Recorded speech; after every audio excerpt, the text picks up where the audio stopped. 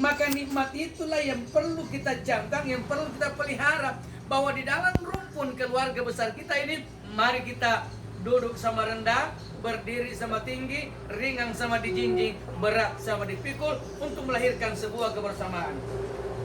Di wilayah Indonesia, khususnya di Sulawesi Selatan dan lebih khusus lagi Bulukumba Sinjai, keluarga Karel Lompeng adalah luar biasa, adalah mungkin keluarga terbesar. Ya, mungkin keluarga terbesar, kalau ada yang samanya paling tidak menyamai saja. Tapi memang dia adalah keluarga terbesar di rumpun kita, karena meliputi Sulawesi Selatan, sebuah nilai yang perlu semakin disyukuri. Bahwa memang dalam gerakan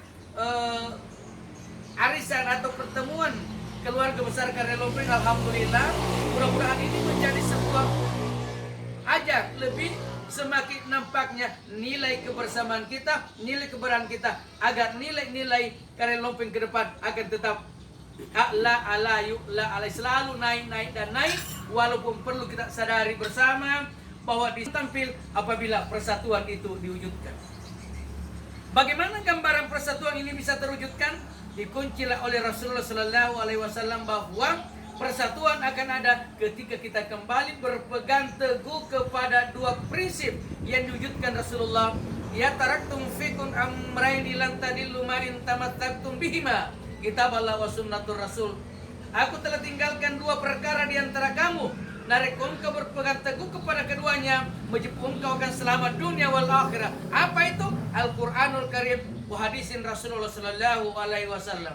Maka dengan itu prinsip yang terbaik adalah konsep seperti apa yang diwujudkan Nabi Sulaiman alaihissalam ketika ia memiliki sebuah kecerdasan.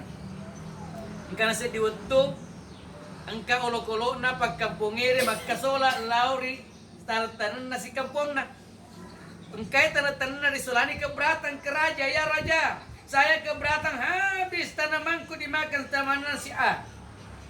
Maka dipanggillah si A, dipertemukan di pengadilan. Maka pemerintah mengatakan seluruh ternakmu yang merusak tanamannya si B, serahkan ternakmu itu diambil oleh si B.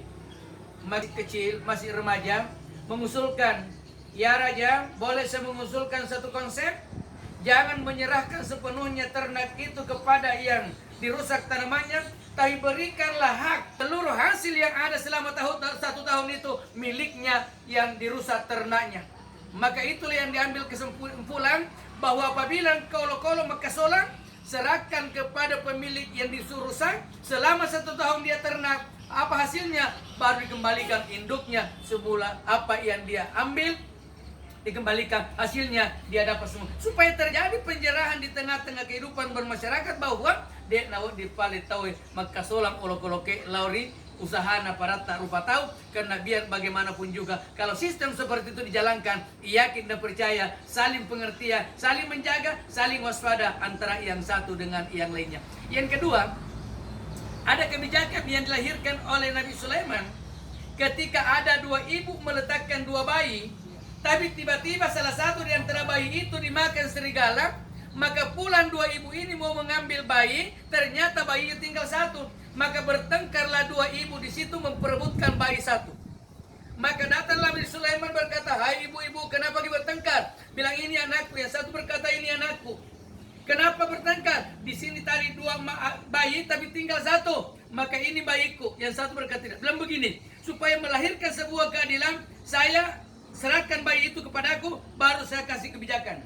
Baiklah, serahkan bayi ini kepada Nabi Sulaiman. Maka Sulaiman berkata, hai ibu-ibu, sekarang bayi ini saya akan bagi dua, belah dua, sebelah untuk ibu, sebelah untuk ibu. Maka langsung satu ibu berkata, oke, saya setuju ya Rasul, silakan lakukan pembelahan itu. Yang satu berlinang air mata, meneteskan air mata yang luar biasa, lalu dengan muka yang cemas, lalu berkata, ya Rasulullah, janganlah engkau belah anak itu, biarkanlah dirawat oleh ibu tadi yang mengaku ibunya, biarlah saya serahkan, yang penting jangan dibelah dua.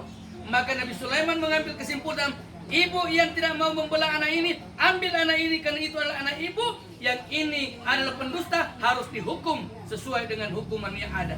Maka dengan itu, nilai kebijakan yang ada di dalam berislam luar biasa adanya. Mudah-mudahan dengan gambaran ke depan akan muncul pemimpin-pemimpin yang memahami agama, yang akan mampu memahami sistem dan strategi kehidupan bermasyarakat, bernegara sampai meraih keberkahan dan keridhaan Allah Subhanahu wa taala. Semoga muncul dari kalangan keluarga Karya Lopeng mencapai nilai-nilai ke depan baldatun thayyibatun wa rabbun ghafur. Terima kasih dan Assalamualaikum.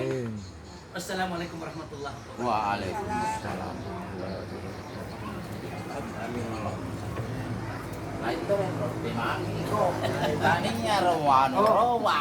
Sisa Sisale bakar kau lolo mata di kokono ama mani. Baca. Kagar lo.